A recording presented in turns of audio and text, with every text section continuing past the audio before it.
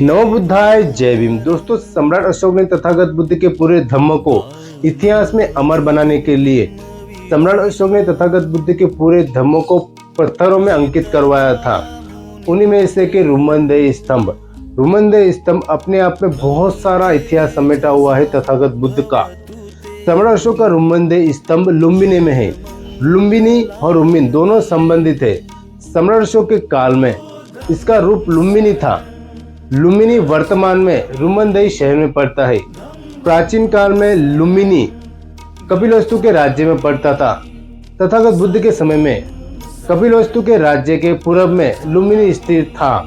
लुम्बिनी ही तथागत बुद्ध की मां का वास्तविक नाम है। प्राकृत में माया मतलब माता और महामाया मतलब महामाता। महामाया उपाधि है, वास्तविक नाम नहीं। इसमें और भी बहुत सारा इतिहास दर्ज है, लेकिन सम्राट अशोक की जो लिखने की कला थी, जो लिपि थी, वो इतनी आधुनिक थी कि आपको क्या ही बताओ। 2300 साल बाद भी सम्राट अशोक की जो लिपि है उसमें थोड़ा सा भी बदलाव नहीं हुआ है। जस का तस लिखा हुआ है। इतनी शार्प लिखी, क्या टेक्नोलॉजी रही होंगी सम्राट अशोक के समय की। और रुमनदेही स्तंभ में और भी बहुत सारी जानकारी है, जैसे कि हमको बताया जाता है, हम सुनते हैं कि तथागत बुद्ध का सिद्धार्थ नाम है, लेकिन तथागत बुद्ध का सिद्धार्थ नाम बाद का है। उनका पहले का नाम सुकेती है। वैसे ही तथागत बुद्ध की पत्नी का यशोधरा नाम बाद का है। उनकी पत्नी का पहले का नाम कंचना है। तथागत बुद्ध की जीवनी में सिद्धार्थ और यशोधरा नाम तब जुड़े जब संस्कृत का आगमन हुआ। उससे पहले तथागत बुद्ध की जीवनी में ये नाम नहीं थे। बुद्ध के समय में संस्कृत भाषा नहीं थी, इसलिए हमें सिद्धार्थ और यशोधरा जैसे संस्कृत नामों की उम्मीद बुद्ध के समय में नहीं करनी चाहिए। अशोक के अभिलेख में जो लुम्बिनी लिखा है, फाइयर ने उसे लुम्बिन कहा है और हेनसांग ने लाफानी उच्चारित किया है। वही वर्तमान में रुमिन है। लुम्बिनी बुद्ध की मां का नाम था और वन में जहां बुद्ध जन्म लिए थे उस स्थान का नाम उनकी मां के नाम के आधार पर लुम्बिनी पड़ा था। लुम्बिनी, लुम्बिनी, रुमिन आदि एक ही शब्द के परिवर्तित रूप है। वर्तमान में बुद्ध की मां लुम्बिनी की पूजा रुमन देवी के नाम से वहां की जाती है।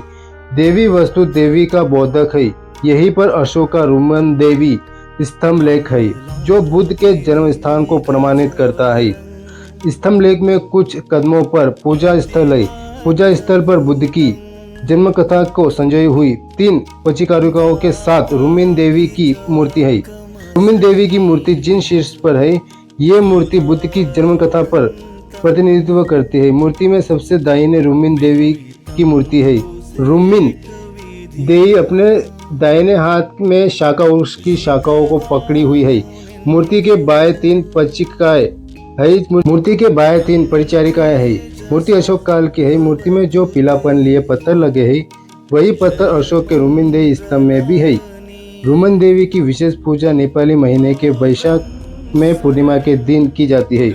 सभी सबूत बताते हैं कि वर्तमान की रुमिन देवी ही अशोक काल की लुम्बिनी है। वही बुद्ध की मां का वास्तविक नाम है तथा लुम्बिनी के नाम पर ही अशोक काल में उस गांव का नाम भी लुम्बिनी गांव पड़ा, जो अभिलेख पर अंकित है। प्राचीन काल में लुम्बिनी की खोज सम्राट अशोक ने करवाई थी। बौद्ध गया के संदर्भ में हेनसांग ने लिखा है कि सम्राट अशोक ने वे सभी स्थल खोजवाए थे जो बुद्ध के संबंधित थे। फिर उन्होंने बुद्ध से संबंधित स्थलों पर स्तूप बनवाए थे और स्तंभ लगवाए थे। ऐसा उन्होंने बौद्ध स्थलों को इतिहास में अमर बनाने के लिए किए थे।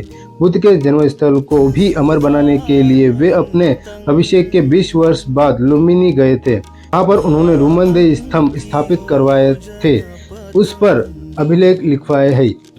चीनी यात्री फायर ने लिखा है कि कपिलवस्तु नगर के पूर्व में 50 ली पर राजा का बाग है। बाग का नाम लुम्बिनी वन है। वही भगवान बुद्ध का जन्म स्थल है। हेनसांग ने कपिलवस्तु का वर्णन करते हुए लिखा है कि राज्य का क्षेत्रफल 40 ली है। 10 नगर है, सभी उजाड़ और बर्बाद है। उन्होंने लुम्बिनी का जिक्र करते हुए लिखा है कि सरकूप के उत्तर पश्चिम लगभग 80 या 90 ली चलकर हम लुम्बिनी वन में गए। वहाँ ऊंचा पत्थर का स्तंभ है जिसके ऊपर घोड़े की मूर्ति बनी है। आज की तारीख में यही अशोक का रुमनदेही स्तंभ है, लेकिन हेनसांग ने उस पर अभिलेख लिखे होने का जिक्र नहीं किया। संभावना है कि तब स्तंभ का अभिलेख वाला भाग जमीन में दबा हो और शीर्ष वाला भाग जमीन पर गिरा हुआ हो। कारण कि हैंसांग ने लिखा है कि इस बहुजन समाज के इतिहास को जानने के लिए और बहुजन समाज को जगाने के लिए हमारे चैनल को लाइक, शेयर और सब्सक्राइब जरूर कीजिए। आपके सपोर्ट की बहुत ज्यादा जरूरत है।